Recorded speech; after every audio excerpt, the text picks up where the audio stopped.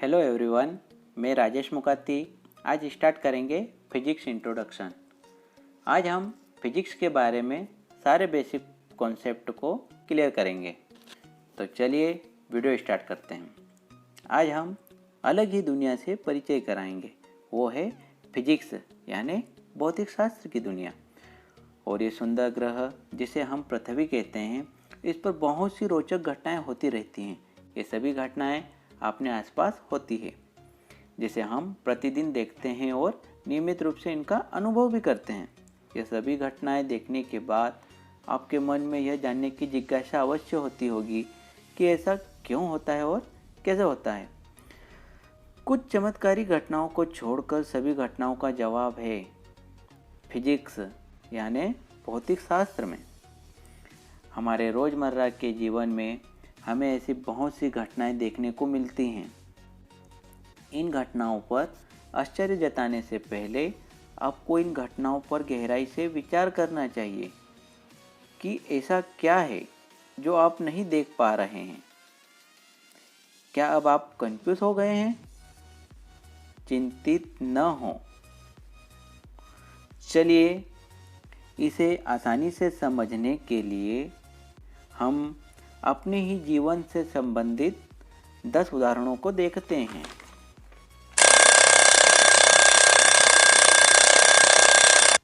आप इस आवाज़ से तो परिचित होंगे।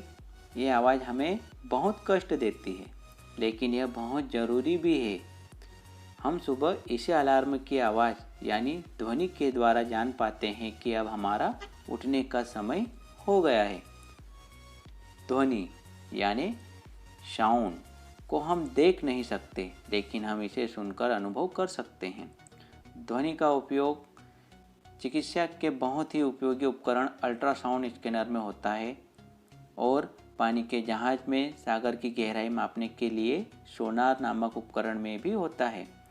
भौतिक शास्त्र यानी फिजिक्स में हम ध्वनि का उद्गम, ध्वनि का गुण और उसके प्रसार के बारे में अध्ययन करते हैं। चलिए हम इस वीडियो पर ध्यान रखते हुए आगे और भी उदाहरणों को देखते हैं। जब चाय बनाने के लिए हम पानी उबालते हैं, जैसे ही हम स्टोव जलाते हैं और देखते हैं कि पानी का तापमान ज़्यादा होने पर पानी उबलने लगता है, तो हमें भाप यानी स्टीम दिखती है। पानी का तापमान लगातार बढ़ाने से उसमें बुलबुले उड़ते हैं और उसमें भाप बनती है। इसे ही हम ऊष्मा यानी हीट कहते हैं। पानी का तापमान बढ़ाकर हम ऊष्मा प्राप्त कर सकते हैं।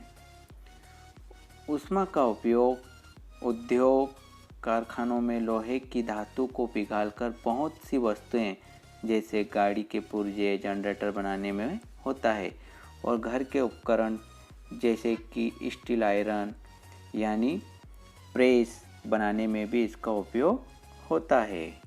ऊष्मा और उसके गुण भी फिजिक्स का एक इम्पोर्टेंट टॉपिक है। जब हम किसी पार्क में डांबर यानी टार से बने रास्ते पर चलते हैं, तो हमारे पैर और रास्ते के बीच एक बहुत अच्छी पकड़ यानी ग्रिप होती है, जिसके कारण हम बिना फिसले चल पाते हैं। ये पकड़ यानी ग्रिप हमें जूते के सोल और डांबर के खुरदरेपन यानी रफनेस की वजह से मिलती है। ग्रिप के लिए जो प्रतिरोधकता यानी रेजिस्टेंस मिलता है, उसे घर्षण यानी फ्रिक्शन कहते हैं। पर जब हम फ़ोन में बिजी हो या फिर दोस्तों के साथ चल रहे हों और हमने रास्ते में पड़े केले के छिलके को नहीं देखा, तो क्या होगा? हम गिर जाते हैं। ऐसा हमारे जूते और ज़मीन के बीच केले का छिलका आने के कारण उनके बीच जो घर्षण यानी फ्रिक्शन कम होने की वजह से होता है। पहिए यानी टायर बनाने में भी हमें घर्षण को बहुत महत्व देना चाहिए। ये भी हम फिजिक्स के द्वारा समझ सकते हैं।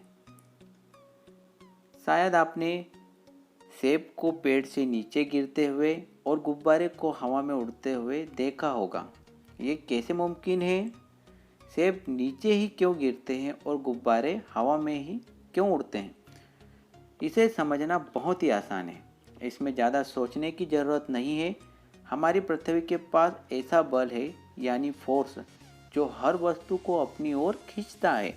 इसे हम गुरुत्व या गुरुत्वाकर्षण बल या ग्रेविटेशनल फोर्स कहते हैं।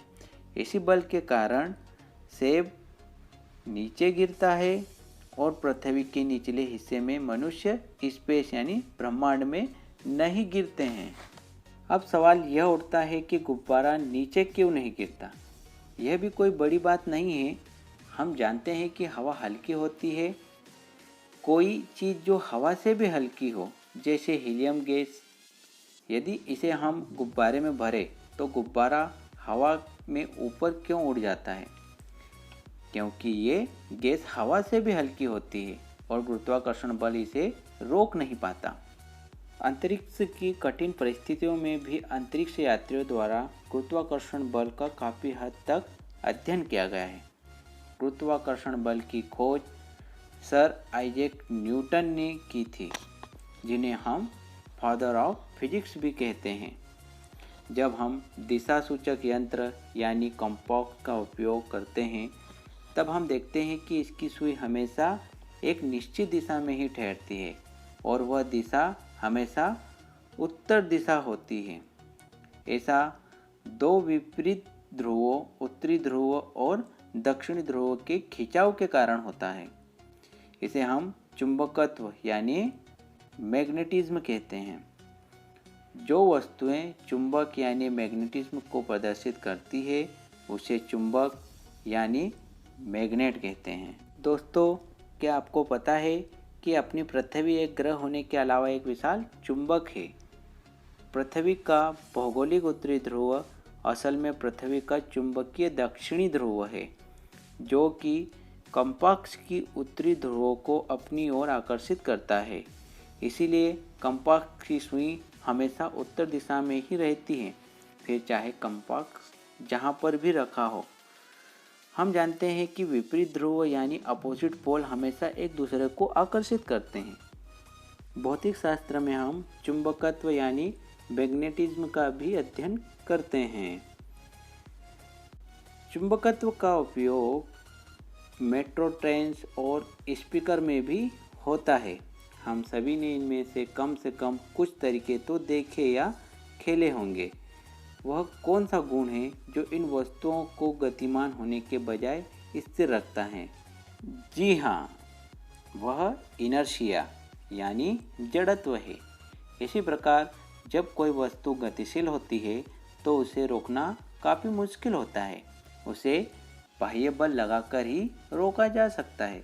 और इसी प्रकार जब कोई वस्तु स्थिर अवस्था में है, वह तब तक ही स्थिर अवस्था में रहेगी जब तक उस पर बाह्य बल न लगाया जाए। जड़त्व यानी इनर्शिया के गुणों का उपयोग गाड़ियों को बनाने में होता है, जिससे कि दुर्घटना से बचा जा सके। इसी प्रकार ये सभी भौतिक शास्त्र में शामिल है। यदि हम किसी भी चीज़ को खींचने या धक्का लगाने की बात करें, तो जब भी हम कोई दरवाज़ा खोलते हैं या बंद करते हैं, तब हम किस चीज़ का उपयोग करते हैं? जी हाँ, तब हम बल यानी फोर्स का उपयोग करते हैं। अगर दरवाज़ा टाइट हो तब हम ज़्यादा बल लगाते हैं और अपने प्रतिदिन की लगभग सभी गतिविधियों में हम बल यानी फोर्स का उपयोग करते हैं, जैसे कि दांत ब्रश करना, मोबाइल या कंप्यूटर के बटन प्रेस करने में भी बल का उपयोग होता है। छींकने, खांसने और रक्त प्रवाह में भी बल का उपयोग होता है। मांसपेशियों के संकुचन या कॉन्ट्रैक्शन के कारण बल एक वस्तु का दूसरे वस्तु पर डाला गया दबाव है। स्विमिंग, रनिंग जैसे स्पोर्ट्स में भी बहुत सारा बल लगाना पड़ता है। बल भी भौतिक शास्त्र से संबंधित है। अब हम हमारे रोज़ाना इस्तेमाल होने वाले गैजेट्स जैसे मोबाइल फ़ोन के बारे में बात करें, तो मोबाइल फ़ोन बैटरी के विद्युत ऊर्जा यानी इलेक्ट्रिसिटी से चलता है। बैटरी कैसे चार्ज होती है? जी हाँ, बैटरी विद्युत ऊर्जा यानी इलेक्ट्रिसिटी से चार्ज होती है। जैसा कि हम सभी को पता है, विद्युत ऊर्जा यानी इलेक्ट्रिसिटी हमारे जीवन का महत्वपूर्ण भाग है। विद्युत ऊर्जा का उपयोग आवागमन यानी ट्रांसपोर्टेशन जैसे कि बस, ट्रेन, प्लेन में होता है और हमारे घर के उपकरण जैसे यानी अप्लायंस जैसे टीवी, फ्रिज, माइक्रोवेव में भी होता है। ये वीडियो देखने में भी आप विद्युत ऊर्जा यानी इलेक्ट्रिसिटी का उपयोग कर रहे हैं। क्या आपको पता है कि हमारा शरीर भी एक उपकरण की तरह, हमारे शरीर में भी ऐसी कोशिकाएं यानी सेल्स होती हैं जो विद्युत ऊर्जा उत्पन्न करती हैं, जिसे हम बायो इलेक्ट्रिसिटी यानी जैव विद्युत कहते हैं। हमारा शरीर एक जैव प्रणाली यानी बायोलॉजिकल सिस्टम है। यहाँ पर विद्युत उत्पन्न करने की प्रक्रिया को भौतिक शास्त्र यानी फिजिक्स द्वारा समझाया गया है। याद रखें, विद्युत ऊर्जा यानी इलेक्ट्रिसिटी जितनी उपयोगी है उतनी ही खतरनाक भी है। इलेक्ट्रिसिटी के कई उपयोग को देखते हुए हम यह कह सकते हैं कि यह फिजिक्स का एक भाग है। तेज बारिश के बाद जब हम आकाश में इंद्रधनुष यानी रेनबो देखते हैं तो बहुत ही सुंदर और 7 रंगों में दिखाई देता है। दरअसल यह प्रकाश यानी लाइट के गुणधर्म के कारण होता है। विशेष रूप से श्वेत प्रकाश यानी वाइट लाइट। यदि हम श्वेत प्रकाश यानी वाइट लाइट की बात करें तो यह बहुत सारे रंगों से बनी है। जब सूर्य की किरणें बारिश की बूंदों से टकराती है तो इंद्रधनुष का निर्माण होता है। प्रकाश का उपयोग सजावट यानी डेकोरेशन और लेजर में होने के कारण वह फिजिक्स का एक महत्वपूर्ण पार्ट है। क्या आपको पता है कि हम बहुत सारे छोटे छोटे कणों यानी पार्टिकल से मिलकर बने हैं। इतने छोटे कि जिन्हें हम अपनी आंखों से ही क्या माइक्रोस्कोप के द्वारा भी नहीं देख सकते। वे हमारे शरीर की छोटी कोशिकाओं से भी ज़्यादा छोटे होते हैं। इससे ही मिलकर कोशिकाओं का निर्माण होता है। इन छोटे छोटे कणों को ही हम परमाणु यानी एटम्स कहते हैं। 2 एटम्स मिलकर अणु यानी मॉलिक्यूल्स का निर्माण करते हैं और बहुत सारे अणु यानी मॉलिक्यूल्स एकत्र आकर एक पदार्थ यानी विजिबल मैटर बनाते हैं। ज़रा सोचिए कि हम कितने अणुओं यानी मॉलिक्यूल्स और परमाणु यानी एटम से मिलकर बने होंगे। लाखों, करोड़ों या फिर उससे भी ज़्यादा। जबकि धूल यानी डस्ट जैसे छोटे कण यानी स्मॉल पार्टिकल भी जो हम आंखों से देख नहीं सकते, वो भी परमाणु यानी एटम्स से मिलकर बनते हैं। परमाणु का सिद्धांत पृथ्वी के निर्माण और हमारे आसपास की प्रकृति से जुड़ा है। इसीलिए फिजिक्स परमाणु यानी एटम्स के बिना अधूरा है।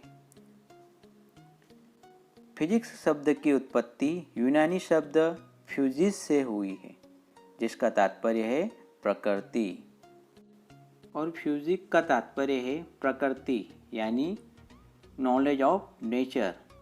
फिजिक्स यानी भौतिक शास्त्र और कुछ नहीं बल्कि प्रकृति और ब्रह्मांड में होने वाली हर एक घटना का अभ्यास है। ये सभी फिजिक्स है। अतः फिजिक्स को कई वैज्ञानिकों ने अलग अलग रूपों में प्रदर्शित किया है। Okay, thank you. आपको हमारा वीडियो कैसा लगा? अच्छा लगा हो तो प्लीज़ वीडियो को लाइक करें, शेयर करें और सब्सक्राइब करना ना भूलें। जय माता।